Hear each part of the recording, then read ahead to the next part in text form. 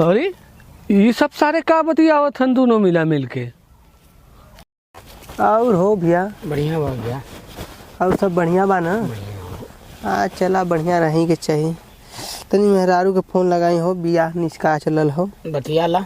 हाँ हो।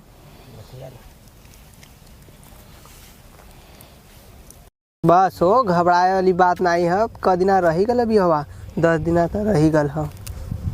बियाह एक हो जाए तो फिर मजा न मजा बा। आहो तू लोग यहाँ का करत है? बस ऐसे ही बैठल भी जा। बस वह बियाह हमारा लगल रहा तो मेहरारू से बतियाओ तो ले जा, कोनो बड़ी बात नहीं है।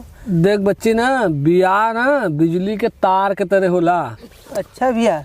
अगर सही जुड़ी ना तो उजाला उजाला रही। अच्छा भैया। अगर बेटा गलत जुड़ल तो धमाका धमाका करी, समझ ले।